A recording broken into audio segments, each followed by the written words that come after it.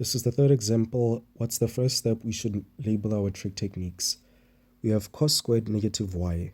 This is a negative angle plus a trig, as there's a squared.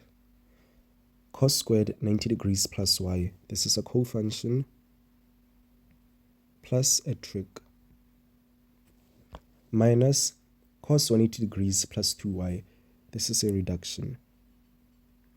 All over sine squared 90 degrees plus y. This is a cofunction plus a trig. Okay, now let's apply our trig techniques. We have cos squared negative y. Negative y is basically negative theta. It's a negative angle. Negative theta is in the fourth quadrant where cos is positive. So this should be cos y squared plus cos squared 90 degrees plus y. 90 degrees plus is in the second quadrant where cos is negative. So this should be negative. It's a cofunction, so we saw between sine and cos.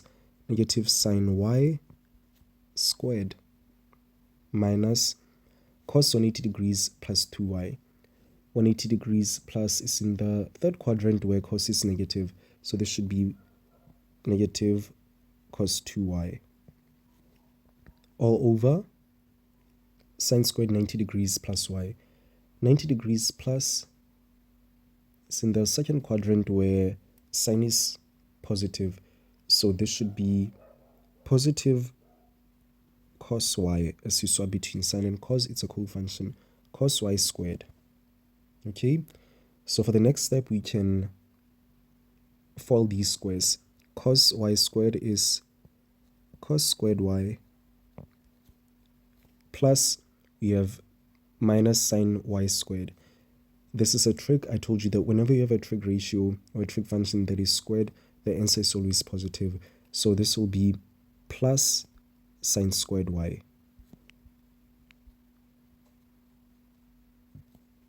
We have minus cos minus cos 2y. If you multiply this, negative times negative is positive. So this will be plus cos 2y. All over cos y squared. This will be cos squared y. Okay, so there shouldn't be a bracket there because we factored out the squared. So let me just remove these. Okay, so for the next step, what can we do? Let's look for our identities. We have cos squared y plus sine squared y plus cos 2y. We have cos squared y plus sine squared y. Remember, our squares identity states that sine squared theta plus cos squared theta is equal to 1. We have a cos squared y plus sine squared y, which is 1. Remember, when you have sine squared theta plus cos squared theta, it's the same as cos squared theta plus sine squared theta. This addition is commutative. So this cos squared y plus sine squared y is basically cos squared theta plus sine squared theta. So we can substitute our quotient identity. We'll have, let's cancel this with that, 1 plus cos 2y all over cos squared y.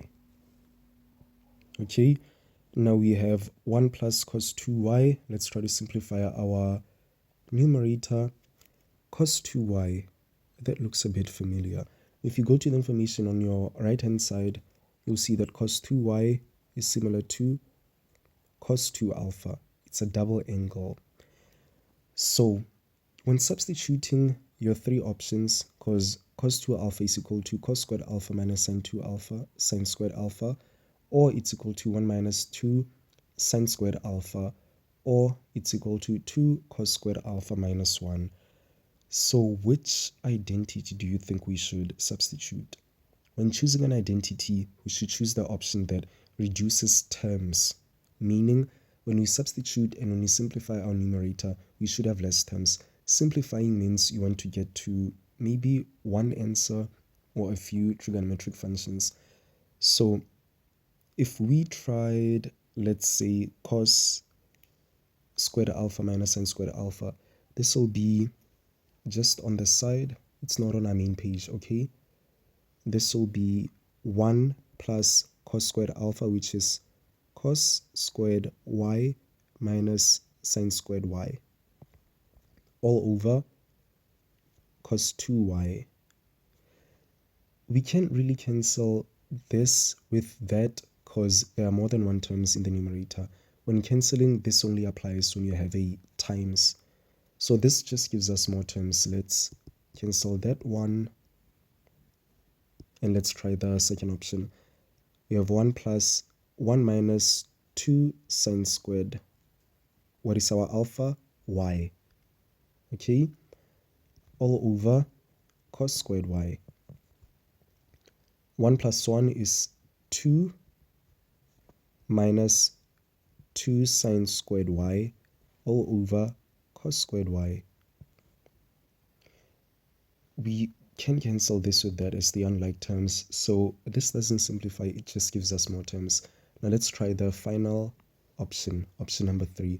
If we said 1 plus cos 2y, excuse me, this will be 1 plus, we substitute our third option, 1 plus 2 cos squared, what is our alpha? Y, minus 1 all over cos squared y. In our numerator, we have 1 minus 1, which is 0, so we'll be left with nothing.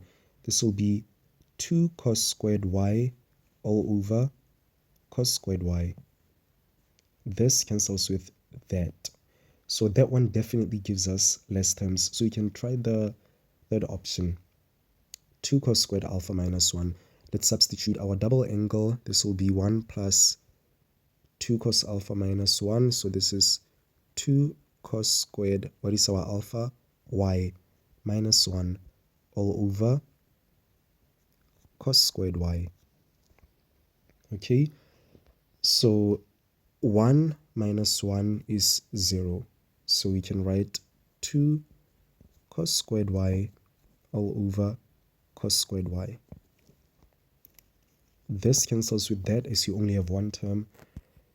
And our answer is 2, because this cancels with that and you're left with only 2 in the numerator and 1 in the denominator. So your answer is 2.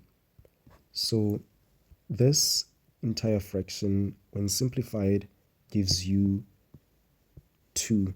And you might get a question that says, prove that the left-hand side being this big fraction, is equal to 2. So you'll obviously choose left-hand side is equal to this big fraction. You'll solve and you get 2.